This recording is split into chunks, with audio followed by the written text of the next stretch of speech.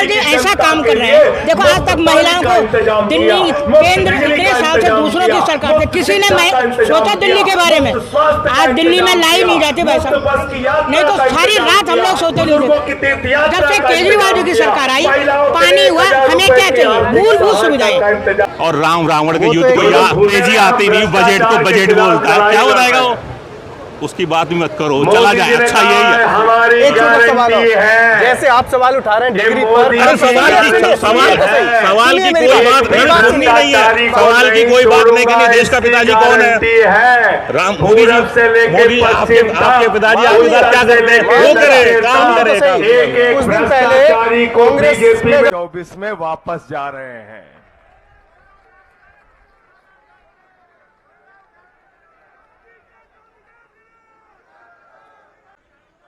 छगन भुजबल के भ्रष्टाचार को उठाएंगे, फिर उसको बीजेपी में शामिल करेंगे। मोदी जी की गारंटी। अच्छा, छगन भुजबल भूल गया था क्या? मैं इतने भ्रष्टाचारी है, नाम भूल जाता है। प्रफुल्ल पटेल के भ्रष्टाचार, जब टीवी पे हमारा प्रवक्ता जाए, भाजपा के बीच में जाए, तो उनसे पूछना, अटल बिहारी वाजपेयी जी 19 महीने देश की जेल में रहे, उनको जमानत नहीं मिली। लाल कृष्ण आडवाणी जी 19 महीने देश की जेल में रहे, उनको जमानत नहीं मिली। रविशंकर प्रसाद जी 19। प्रसाद मुखर्जी, विनायक दामोदर सावरकर, मुस्लिम लीग, आरएसएस, हिंदू महासभा ने किया था। यानी कि एक ही मंच पर मुस्लिम लीग और श्यामा प्रसाद मुखर्जी, यानी कि आपके वैचारिक पूर्वज और मुस्लिम लीग थे भारत छोड़ो आंदोलन का विरोध करने के लिए। जब नेताजी सुभाष चंद्र बोस आजाद हिंद फौज का गठन कर रहे थे, ये तक कहते हैं कि कांग्रेस ने अपने नेताओं को नसीहत दी है कि अयोध्या और राम की चर्चा ना करें। मैंने बाकायदा इस पर कार्यक्रम किया था और चुनाव आयोग से सवाल उठाया था कि आप कुंभकर्णी नींद क्यों सो रहे हैं? मुझे अब तक उसका जवाब नहीं मिला है। याद कीजिए प्रधानमंत्री किस तरह से प्रभु श्री राम का जिक्र करने की कोशिश कर रहे थे, उसे भुनाने की कोशिश कर रहे थे, जो कि चुनाव आयोग के दिशा निर्देशों का साफ तौर पर उल्लंघन है। सुनिए उन्होंने क्या कहा था। कि अयोध्या राम मंदिर की चर्चा अगर निकल पड़े तो मुंह पे ताला लगा देना, कुछ बोलना ही मत। उनको लगने लगा है कि अगर राम का नाम लिया तो पता नहीं कब राम राम हो जाए। आज तेजस्वी यादव प्रधानमंत्री नरेंद्र मोदी से कुछ सवाल पूछ रहे हैं। पार्टी वाइज अगर आप देखेंगे कि ये जो मोदी फेल होने जा रहे हैं, उसके पीछे 2-3 कारण क्या दिखते हैं आपको? आप देखिए, बेरोजगारी, महंगाई और इतना अनरेस्ट है देश में। मणिपुर, लद्दाख, इसका असर आप इसको अंडरस्टेट मत कीजिएगा। आप बेरोजगारी का इफेक्ट, उसका असर आप अंडरस्टिमेट मत कीजिएगा। महंगाई के बारे में आप अंडरस्टिमेट मत कीजिएगा। आप देखिए, आपको तो सम सेंस होगा ना कि हमारे रूरल सेक्टर में क्या स्थिति है आज। आप देखिए, last year Deepak ji, last year जितने पैसे आप मनरेगा स्कीम है ना, Mahatma Gandhi national rural employment guarantee scheme का, जितना पैसे आप उसको एलोकेशन किया बजट,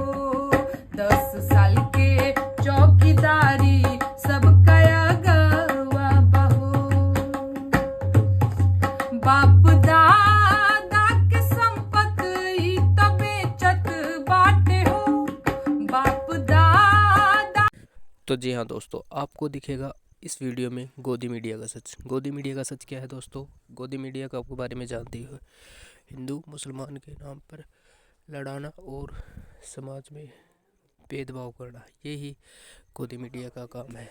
गोदी मीडिया क्या क्या करती है, क्या क्या एजेंडे चलाती है, ये आपको सभी को ही पता है। पूरा दिन न्यूज़ चैनलों पे क्या चलता है, आर्थिक विकास की बात नहीं होती, इकोनॉमी की बात नहीं होती, सिर्फ चलता है हिंदू मुसलमान का डिबेट। और वही डिबेट दोस्तों बिल्किस बानो को तो आप लोग जानते हैं दोस्तों। बिल्किस बानो कौन थे? जिसको कोर्ट ने रिहा कर दिया था। तो कोर्ट ने क्यों रिहा कर दिया था? गुजरात कोर्ट ने उन बलात्कारियों को। अभी सुप्रीम कोर्ट का फैसला है दोस्तों कि उनको रिहा नहीं किया जाएगा, उनको फिर से जेल में बंद किया जाएगा दोस्तों। और आज लगता है अगर संविधान नहीं होता, अगर मोदी के हिसाब से देश चलता, तो कितने रेपिस्ट आज बाहर घूम लिए होते। इसलिए तो दोस्तों लोग कहते हैं गोदी मीडिया, पर कुछ अंधभक्तों को ये बात समझ में आएगी नहीं, क्योंकि वो अंधभक्त है, उन्हें कुछ लेने ना देना दोस्तों। उनकी एक पहचान होती है, वो सिर्फ एक ही बात कहते हुए नज़र आएंगे कि हमने शेर पाल रखा। शेर देखो दोस्तों, ना रोज़गार की बात होती है सरकार में, ना शिक्षा की बात होती है। शिक्षा पे आपको पता है कितना टैक्स इस सरकार में लगा हुआ है। शिक्षा की कोई बात नहीं है दोस्तों, सिर्फ हिंदू मुसलमान के बारे में ही डिबेट होती है। बिल्किस बानो बहन को आज सच में ही न्याय मिला है। और अगर देश में संविधान नहीं होगा तो ऐसे ही रेपिस्ट बाहर घूमेंगे, ऐसी ही सरकारें अपनी मनमर्जी से चलाएंगे और ऐसे ही बहन बेटियों की इज्जत लूटती रहेगी। अभी पिछले कुछ दिनों में IT सेल के 4 जो लोग पकड़े गए थे, तो आप लोगों को ही पता है IT सेल के वो 4 बंदे कौन थे। वो BJP से जुड़े हुए थे दोस्तों। तो धन्यवाद वीडियो देखने के लिए। तो जी हाँ दोस्तों, आपका स्वागत करते हैं आपके अपने चैनल में। इस चैनल में आपको गोदी मीडिया के खिलाफ जो भारत में प्रोपेगेंडा गोदी मीडिया फैलाती है, वो उसके बारे में आपको इस चैनल में बताया जाएगा। तो बहुत सारे लोग मिलकर इस चैनल को सब्सक्राइब कर लो दोस्तों। आप जानते हैं गोदी मीडिया किस तरह अपना एजेंडा सेट करती है। हर तरफ न्यूज़ चैनलों में ही, पहले भारत के न्यूज़ चैनलों में इकोनॉमी और विकास की बात होती है, पर अब वो देखने को आपको पता है वो अब नहीं मिल रहा। अब भारत के चैनलों में बात होती है राम मंदिर की और धर्म की। उसने उसको कहा, उसने मेरे धर्म को ऐसा कहा, उसने मेरे धर्म को ऐसे कहा। इस बारे में चर्चा आज TV चैनलों पे हो रही है। पर क्या ये सही है? क्या ये सरकार हमें शिक्षा और रोज़गार के मुकदमों से बहका रही है? मुझे तो दोस्तों ऐसे लग रहा है कि ये हमारे शिक्षा और रोज़गार जैसे मुकदमों से ही बहला रही है। गोदी एंकर दिन रात हिंदू मुसलमान करते हैं, ये आपको सभी को ही पता है। पर उनको मिलता क्या है दोस्तों? आपको ऐसी न्यूज़ सुनने से कुछ नहीं मिलता, पर उनको मिलता है दोस्तों फंडिंग।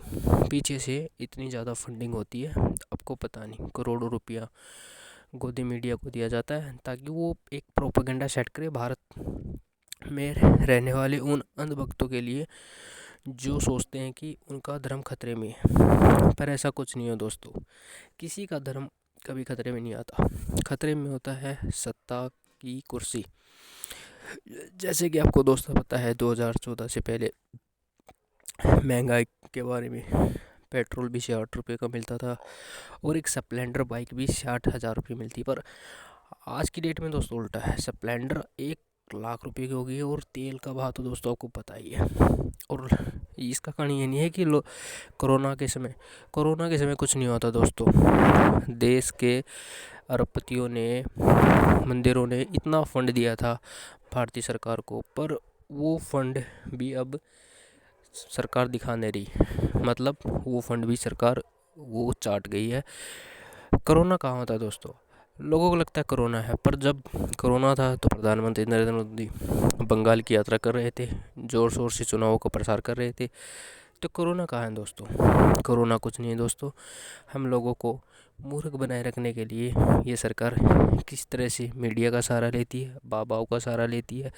वो बाबा दोस्तों, वो बाबा जो एक शो के 10-10 लाख रुपए लेते हैं, फॉर्चूनर में आते, फॉर्चूनर में जाते, हमें क्या मिलता? हमें कुछ नहीं मिलता दोस्तों। राहुल गांधी के खिलाफ भी उन्होंने पहले कुछ कहा था कि राहुल गांधी पप्पू है, पर ऐसा नहीं है दोस्तों। राहुल गांधी पप्पू नहीं है, वो बंदा बहुत हाई लेवल की सोच का है, और वो कहाँ से पड़ा हुआ आपको ये बारे में पता होगा दोस्तों। तो कृपया इन झूठे प्रोपेगेंडाओं से बचें और अपने मस्तिष्क को सही आयाम दें। मंदिर बन रहा है दोस्तों, अच्छी बात है, पर मंदिर के साथ क्या रोज़गार की बात होगी, ये सोचने वाली बात है। सरकार के आने के बाद जातियों में इतना जहर घुल गया दोस्तों, धर्म के बारे में इतना जहर घुल गया दोस्तों, लोग एक दूसरे का मुंह नहीं देखना चाहते दोस्तों। पर गोदी मीडिया इसके बारे में कुछ नहीं सोचती दोस्तों। देश की इकोनॉमी ठप हो गई है दोस्तों, बहुत से लोग बेरोज़गार हो गए हैं, स्कूलों की फ़ीस इतनी बढ़ा दी गई है कि कोई हद नहीं है, पर सरकार का कोई लगाम नहीं है। और इसके बारे में दोस्तों आपकी क्या राय है कमेंट में ज़रूर लिखना। और बहुत सारे दर्शक इस चैनल पे आए और इस चैनल को सब्सक्राइब कर ले। बहुत से यूट्यूबरों की थोड़ी थोड़ी कटिंग इस चैनल पर दिखाई जाएगी जो आपके लिए फ़ायदेमंद होगी। तो जय हिंद दोस्तों, वंदे मातरम।